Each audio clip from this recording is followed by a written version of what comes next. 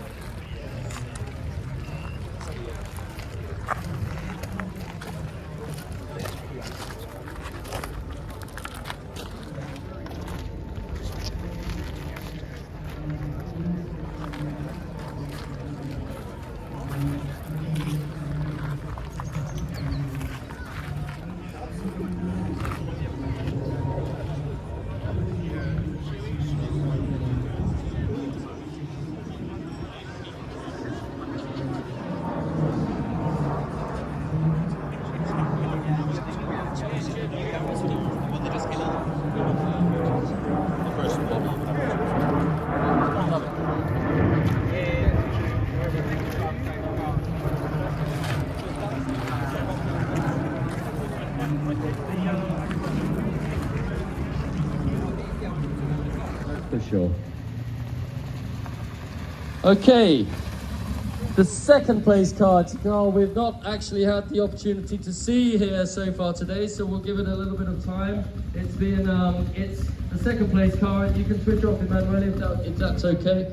It's the 1961 Ferrari 250 GT, short wheelbase, Competizione CFAC hot rod, 5 Pininfarina. It comes from a private collection. In case you're very important Ferrari, and the gentleman in it has played a huge role in its history. That's so special to see that car reunited with it after so many years, and a gentleman has played a great role in the history, bringing it to where it is today. So I just need to find out where we are, and third place motor car in the 90s. Just goes to show the standard of this category that a Le Mans winner comes third. And then the third place car is this 1953 Jaguar C-Type. It comes from a private collection, but the most notable thing about this car, ladies and gentlemen, is this is the very car that won for Jaguar at the Le Mans 24 Hours in 1953. So it's a very, very, very significant motor car indeed. Thank you, Simon, for driving it up so beautifully. Peter, of course, it also wins the best.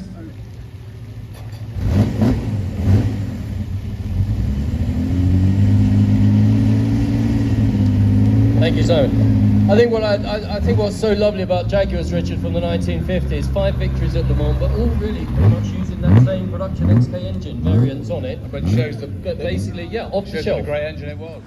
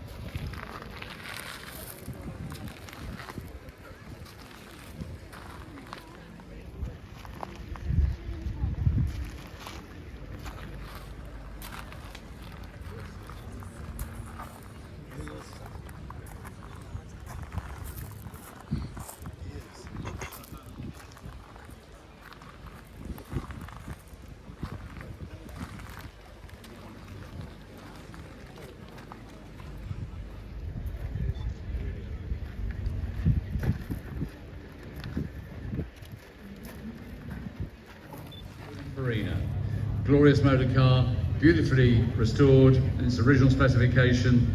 Peter, we think this is a worthy winner of the Prince Michael of Kent Award. You can imagine why His Royal Highness would have loved to have driven this away.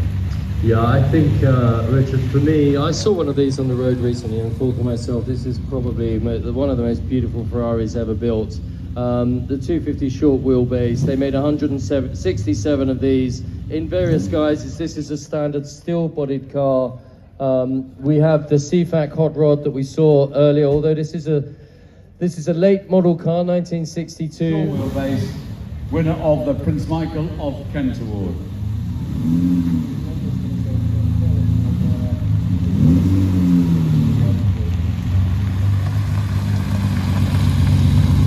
Well, ladies and gentlemen, I'm honoured to introduce the next award because, for me, having spent the last 3 days next to this gentleman, it's the Chairman's Award.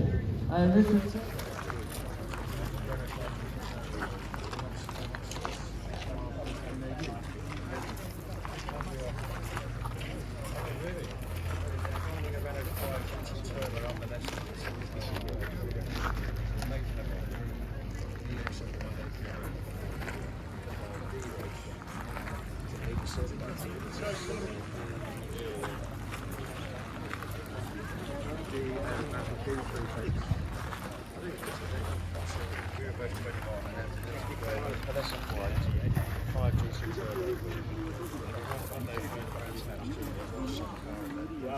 Most people sneak, but that's what he's had a what else.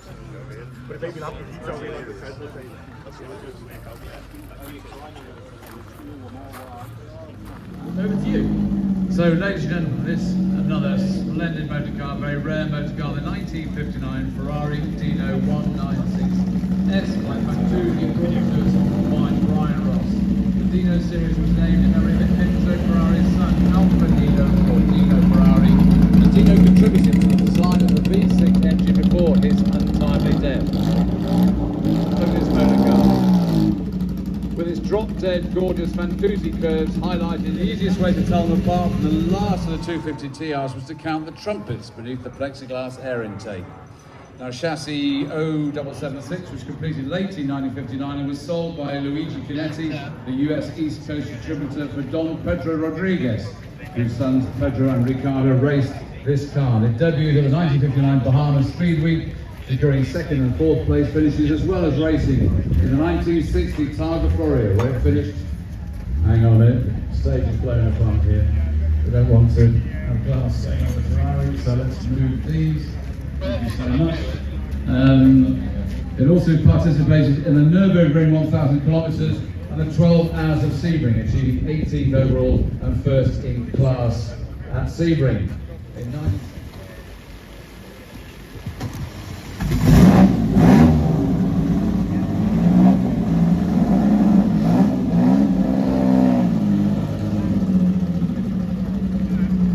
There's the number plate, RRW1.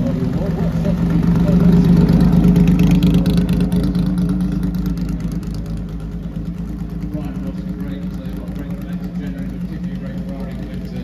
We're delighted to have him here this year with us. But it looks, Richard, like that's the ultimate.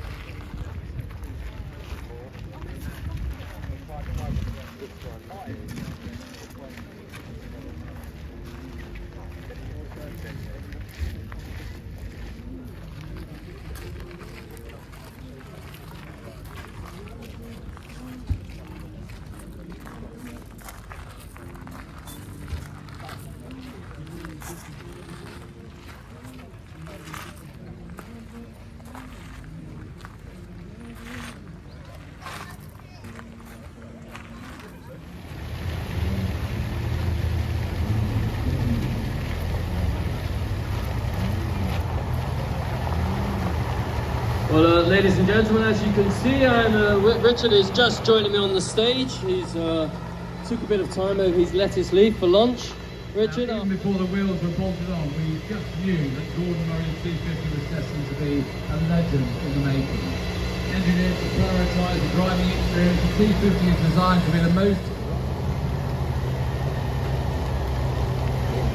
Well, Richard, something else presented by a long-term member of the steering committee, Mr. Professor, I should say, Rick Bryan. Great to see Rick here in his 2023.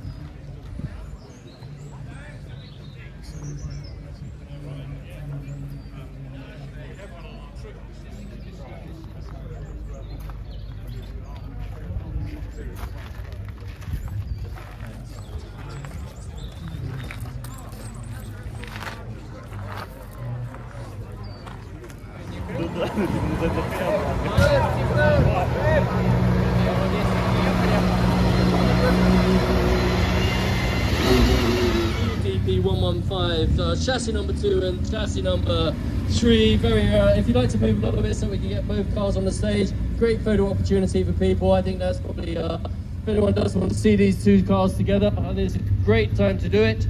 As we said, ladies and gentlemen, Richard, these two cars are sister cars, chassis number 2 and chassis number 3. Eric Thompson and Dennis Poor. David Brown, 5 miles per hour at Le Mans, making it the second fastest David Brown team car at the event. And the engine's been recommissioned so that it works properly today, as you can hear. And as I said earlier, Richard, I think it's just worthy of a look at the two cars together. I mean, the overall shape. Thank you, Manuele. And ladies and gentlemen, to see these two cars together is a real rare treat. Do have a look at them. They were last seen together only 10 days ago on the fairway at Pebble Beach. So great to see them here together. Thank you very much to the owner for allowing them to come. Next up is the 1928 Bentley 4.5.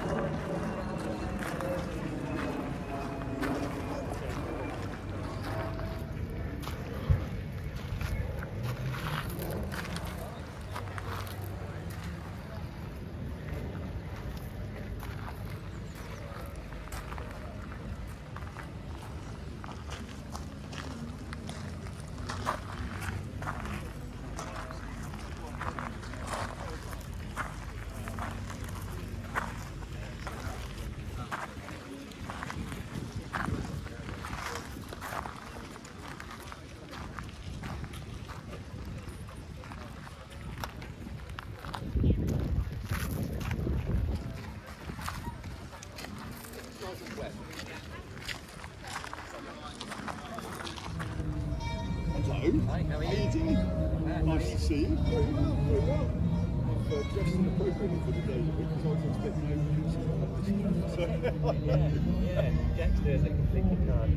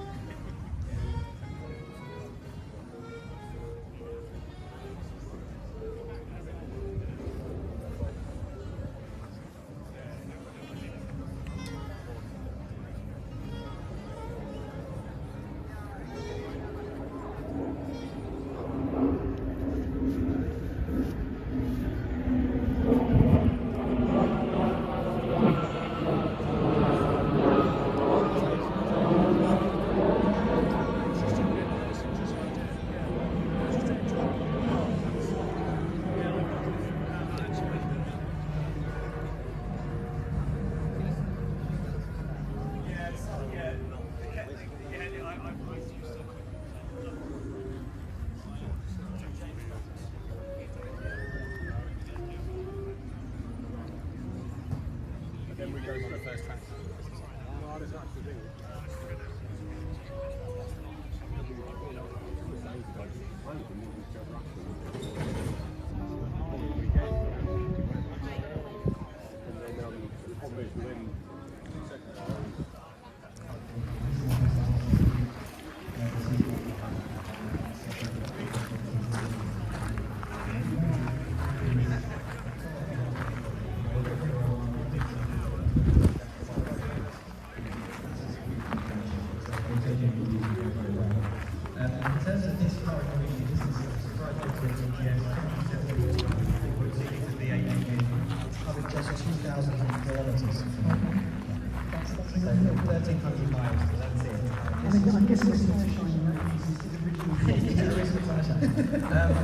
It came from Capaldi Autos in Milan.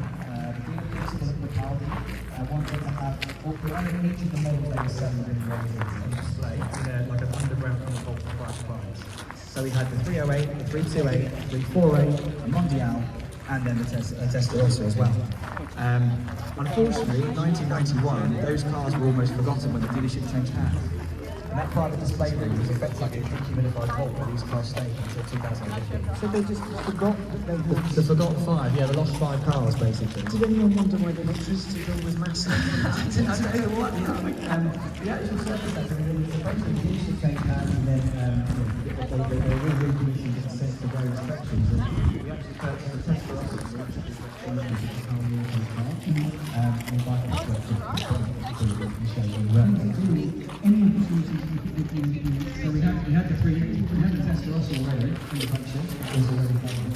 And then when Bob Higson, great dealership down in Pittsburgh, who does the Ferrari's calls, he said, we've got a sub 3,000 kilometres, 328. Could that be one of the other missing 5 to the left-hand drive? Just how quickly did you say yes? Yeah, I was down there straight away. I was in the car. But if you can see here, you've got the Capaldi Auto tag.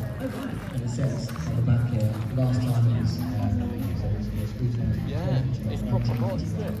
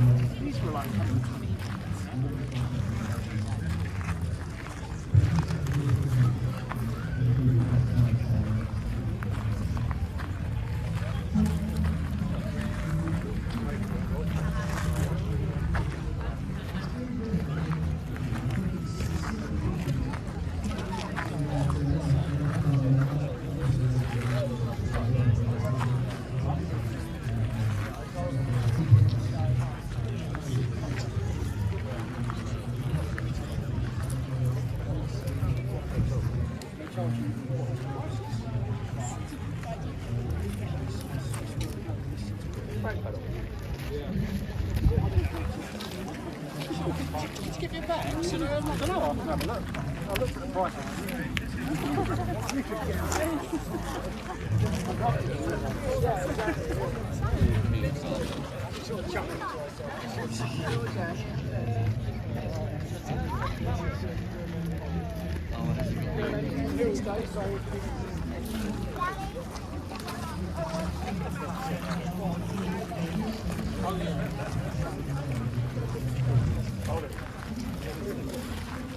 This is the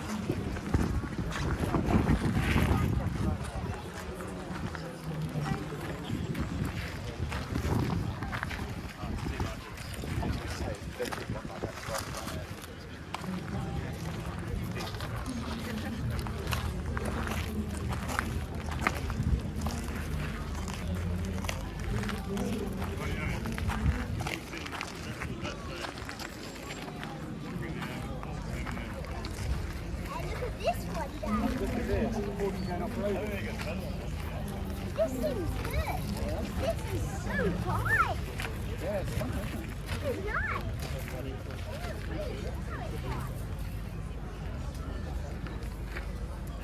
Good with circuit.